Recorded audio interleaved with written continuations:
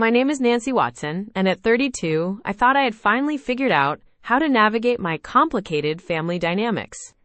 As the middle child in a family of 5, I'd learned early that keeping the peace often meant swallowing your pride and choosing your battles carefully. What I didn't expect was that the person I trusted most outside my immediate family would become the source of my greatest betrayal. My brother-in-law Marcus Harris had been part of our family for 8 years, ever since he married my older sister Catherine. Unlike the typical awkward in-law relationships you hear about, Marcus and I had developed what I thought was a genuine friendship. He was the brother I'd never had, someone who listened without judgment, offered practical advice, and somehow managed to stay neutral during family disputes. Our family gatherings always felt more balanced with Marcus there. He had this way of diffusing tension with perfectly timed jokes, or by steering conversations towards safer topics when things got heated. During last Thanksgiving, when my younger brother Lawrence started his usual complaints about Dad's favoritism, Marcus smoothly redirected everyone's attention to the football game. It was a skill I genuinely admired. The first sign something was off came during Catherine's birthday dinner 3 months ago. I'd been sharing a story about a challenging client at my marketing firm when I noticed Marcus's expression change. It wasn't his usual engaged, listening face.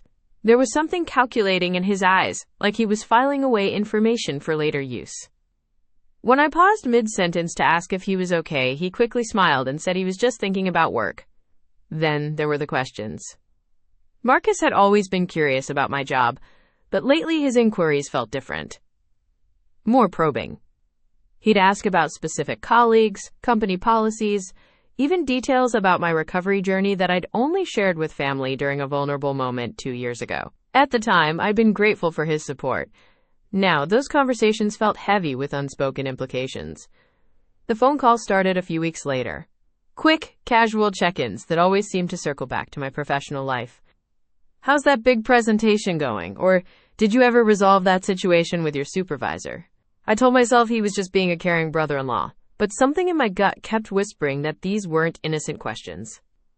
Last week, during our monthly family dinner, I caught Marcus and Catherine exchanging a look I couldn't quite interpret. It happened when I mentioned getting promoted to senior account manager, a moment that should have been purely celebratory. Instead, there was this split second of silent communication between them that made my stomach clench with an unnamed dread. The final straw came yesterday when my colleague Jennifer pulled me aside after our team meeting. Nancy, I hope you don't mind me asking, but is everything okay? Someone mentioned you'd been through some personal struggles, and I just wanted you to know that if you ever need support... Her voice trailed off, clearly uncomfortable with the conversation. My blood ran cold. The only people who knew about my addiction recovery were my immediate family members. I'd been careful to keep my professional and personal lives separate, especially regarding something so sensitive. Yet somehow, details about the most vulnerable period of my life were circulating in my workplace. As I drove home that evening, pieces of a puzzle I didn't want to solve began clicking into place. Marcus's questions, the strange looks, the sudden interest in my career. It all pointed toward a betrayal so profound that I could barely allow myself to consider it.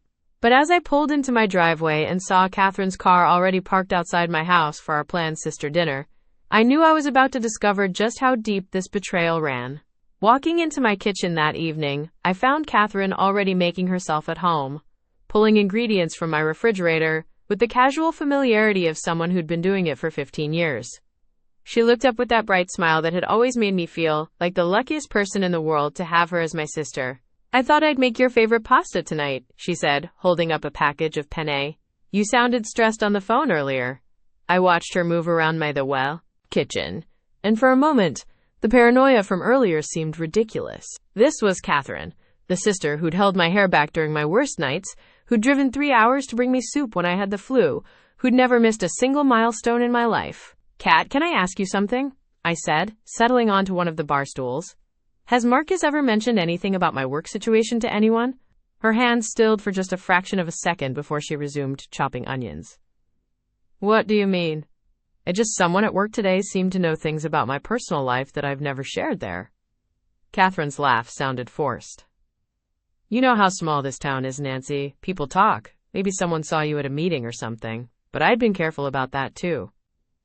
My AA meetings were in the next town over, specifically to avoid any potential workplace complications. I'd learned early in my recovery that privacy was essential for professional survival. The thing is, I continued, watching her face carefully, the only people who know about my recovery are family, and I trust all of you completely. This time, Catherine's pause was longer. She set down the knife and turned to face me, her expression shifting into something I couldn't quite read. Nancy, you know we all love you and want what's best for you, right? The way she said it made my chest tighten. Of course. Why would you even ask that? It's just sometimes people need different kinds of support than they realize. And sometimes family has to make difficult decisions about how to help. I felt like I was having a conversation in a foreign language where I only understood every third word. Catherine, what are you talking about? She sighed and leaned against the counter. Marcus has been worried about you. We both have. You've been under so much pressure at work and with your history. My history? The words came out sharper than I intended. Your addiction, Nancy. We know how stress can be a trigger, and Marcus thought maybe if your workplace was aware of your situation, they could provide better support. You know, be more understanding if you needed time off or accommodations. The kitchen seemed to tilt sideways. Are you telling me that Marcus shared my recovery information with people at my job? Not shared, exactly. More like made sure the right people knew to look out for you. I gripped the edge of the counter, trying to process what I was hearing. Who did he talk to? Catherine's face crumpled slightly. Your HR department. And maybe your supervisor. He was just trying to protect you, Nancy. He thought if they knew about your struggles, they'd be more supportive of your career growth. The irony was so bitter I could taste it. Marcus had potentially destroyed the very career he claimed to be protecting. In the corporate world, being labeled as someone with personal struggles was often a death sentence for advancement, regardless of how well you performed. How long has this been going on? I asked, my voice barely above a whisper. Since your promotion interview last month. Marcus was worried that the increased responsibility might be too much pressure for someone in recovery last month. That explained so much. The subtle shift in how some colleagues interacted with me, the way conversations sometimes stopped when I entered a room, the overly careful way my supervisor had been treating me lately. Catherine, do you understand what you've both done to me? She stepped forward, reaching for my hands. We were trying to help. Marcus has connections in HR consulting, and he thought what? That I couldn't handle my own life? That I needed him to manage my career behind my back? You're overreacting, Catherine said, but her voice lacked conviction. No one's trying to hurt you. I pulled my hands away from hers. How is violating my privacy and potentially sabotaging my career not hurting me? Marcus said it would help. He said companies appreciate honesty about these things, and that being proactive would show your commitment to maintaining your sobriety. The manipulation was so smooth, so perfectly packaged in concern and family love, that I could see how Catherine had bought into it completely.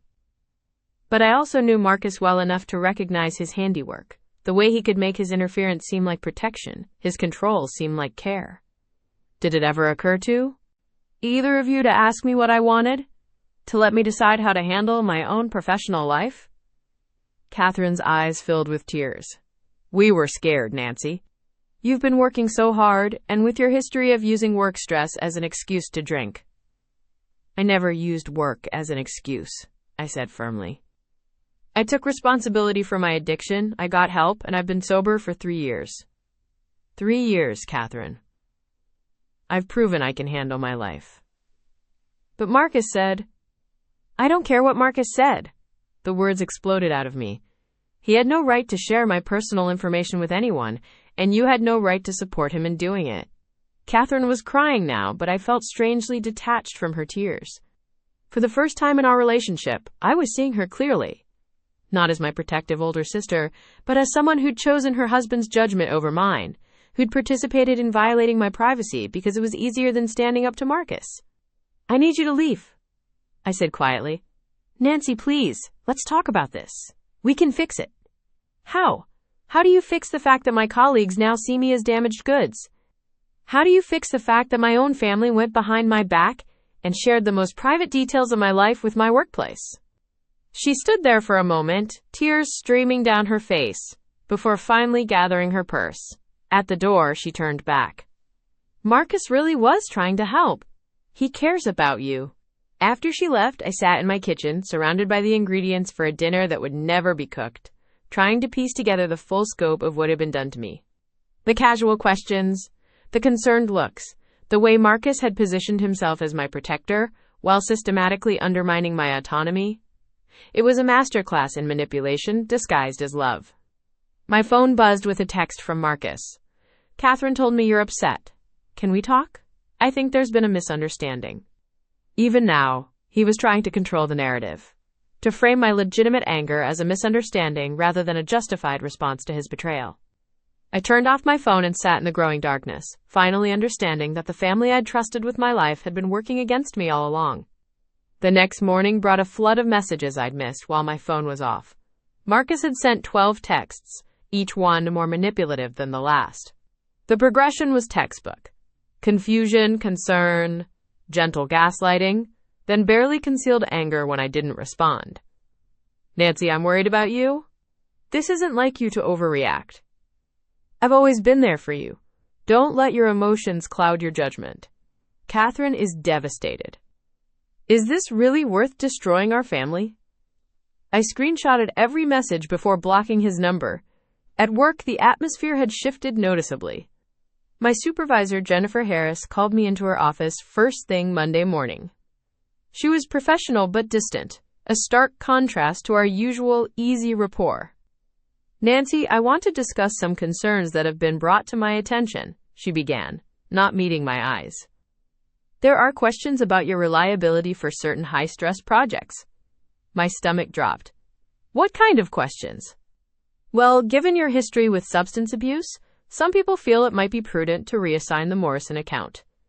It's a high-pressure situation, and we want to ensure—" "Who told you about my history?" I interrupted, though I already knew. Jennifer looked uncomfortable. "That's not really relevant. What matters is ensuring our clients receive the best possible service. It is relevant when someone violated my privacy to share confidential medical information about me." My voice was steady, but inside I was screaming. "I've been sober for 3 years. My performance reviews have been exemplary. There's no legitimate reason to question my capabilities."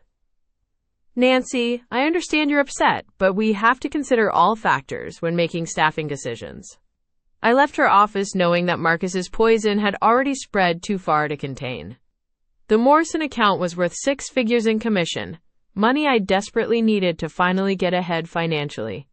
But more than that, it represented trust, recognition of my abilities. Marcus had stolen that from me with his concerned phone calls and helpful suggestions. That evening, I drove to my parents' house unannounced. I found them in the living room, Dad reading his paper while Mom worked on a crossword puzzle. The normalcy of the scene felt surreal given the chaos Marcus had unleashed. "Nancy!" Mom looked up with surprise. "We weren't expecting you. Is everything all right?" "Did you know?" I asked without preamble. "Did you know that Marcus contacted my workplace about my addiction?" The guilty look that passed between them told me everything I needed to know. "Sweetheart," Dad said carefully, setting down his paper. Marcus was concerned. He thought what? That I couldn't handle my own life? That my employer needed to be warned about me like I'm some kind of liability? Mom reached for my hand, but I pulled away. "We all just want what's best for you. After everything you went through, we worry. I went through addiction and recovery. I didn't go through a lobotomy. I'm still capable of making my own decisions and managing my own career. But the stress of that new project," Mom began. "You knew about the Morrison account?" The betrayal cut deeper. "You all discussed my work situation behind my back?" Dad cleared his throat. "Marcus mentioned you seemed overwhelmed. We thought maybe if your boss knew about your challenges, they could provide better support." "Support? They're taking away my biggest project. They're questioning my competence." I was pacing now, unable to sit still. "Do you understand what you've all done? You've sabotaged my career because you decided I couldn't handle success." "That's not what we intended," Mom said, tears in her eyes. But it's what you accomplished. I stopped pacing and looked at them both. I need to know exactly who Marcus talked to and what he said. I need to know the full extent of this. They exchanged another look and I realized there was more. What else? I demanded. He may have mentioned it to a few other people, Dad admitted reluctantly. Your cousin Lawrence Harris, some of the neighbors. He was just trying to build a support network for you. The room spun. Marcus hadn't just sabotaged my career. He'd systematically destroyed my privacy throughout our entire community. The concerned looks I'd been getting at the grocery store, the awkward conversations at church, the way people had been treating me with kid gloves. It all made sense now. He told everyone, I whispered. Not everyone, Mom protested weakly. Just people who care about you. People who care about me would respect my privacy and trust my judgment. I grabbed my purse, needing to escape before I said something I couldn't take back. I can't believe you all thought this was acceptable. As I reached the door, Dad called out, Nancy, wait, there's something else you should know. I turned back, dreading what was coming. Your sister Diana called this morning. She's flying in from Portland tomorrow. She wants to talk to you about all this. Diana. My youngest sister, the one who'd moved across the country partly to escape our family's tendency toward drama and over-involvement. If she was coming back, it meant the situation had reached crisis levels. Did Marcus call her too? I asked. We all did, Mom admitted. We're worried about how you're handling this. Diana has experience with family counseling, and you thought you'd stage an intervention. The pieces clicked into place. You're all so convinced that I'm the problem here that you're bringing in reinforcements to fix me. We love you, Dad said helplessly. No, I said firmly. You love the version of me that you can control and worry about. You don't love the strong, capable woman I've become, because that woman doesn't need you to manage her life. I left them sitting in their living room, probably already planning how to spin this conversation for Diana's arrival. But as I drove home, I realized that Diana's involvement might not be the disaster they intended. Unlike Catherine, Diana had always been fiercely protective of personal boundaries. She'd left home partly because she couldn't stand our family's enmeshment issues. If anyone would understand the violation Marcus had committed, it would be Diana. My phone rang as I pulled into my driveway. Catherine's name flashed on the screen, but I let it go to voicemail. I wasn't ready to hear more justifications or attempts at reconciliation, not when I was still discovering the full scope of what had been done to me. The voicemail was brief. Nancy, please call me back. Diana's coming home, and we need to talk before she gets here. There are things about Marcus that you don't know. Things I should have told you a long time ago. I sat in my car, staring at my phone. Catherine's voice had sounded different. Not defensive or pleading, but urgent. Almost frightened. For the first time since this nightmare began, I wondered if I wasn't the only victim of Marcus's manipulations. 8 months later, I stood in front of a conference room filled with HR professionals, clicking to my final presentation slide. The room was quiet, attentive, a stark contrast to the chaos that had consumed my life less than a year ago. Family-caused workplace reputation damage is more common than we acknowledge, I said, wrapping up my training session. When personal relationships intersect with professional spaces, the consequences can be devastating. But with proper protocols and support systems, we can help employees rebuild their careers and their trust. The applause was genuine, and several attendees approached afterward with questions and their own stories. It had taken months to develop this training program, but seeing the impact made every difficult conversation worthwhile. Diana had been right about Marcus. He'd been manipulating our family dynamics for years, using information as currency to maintain his position as the helpful brother-in-law. Catherine's revelation that he'd done similar things to her during her divorce had been the final piece of evidence our family needed. The confrontation had been swift and decisive. Mom and Dad, faced with a pattern of betrayal they could no longer ignore, had finally asked Marcus to leave their house. Catherine had filed for divorce within a month, and the family had rallied around her in ways I'd forgotten were possible. My career had slowly rebuilt itself. The initial damage from Marcus's revelations had been significant. 3 potential clients had withdrawn, and several professional relationships had grown awkward. But my sponsor had been right about the recovery community's resilience. Those who truly understood addiction had seen Marcus's actions for what they were, a violation of trust, not a reflection of my character. The training program had grown from a personal need into something larger. I'd partnered with addiction counselors and workplace psychologists to create comprehensive resources for HR departments dealing with similar situations. We'd already implemented it in 12 companies, with more requesting information every week. Catherine and I had found our way back to each other, though our relationship looked different now. We talked regularly, but with clearer boundaries and honest communication about our family's patterns. She was in therapy, working through her own experiences with Marcus's manipulation, and I respected her process without trying to manage it. Diana had stayed for 2 months, helping us all navigate the family restructuring. Her perspective as someone who'd maintained healthy distance had been invaluable. She'd returned to her life across the country, but our weekly calls had become a cherished constant. Mom and Dad were adjusting to life without Marcus's constant presence and input. It had been harder for them than they'd expected. They'd grown dependent on his involvement in family decisions. But they were learning to respect boundaries, and our relationships were slowly healing. I'd kept my apartment, despite their suggestions that I move back home temporarily.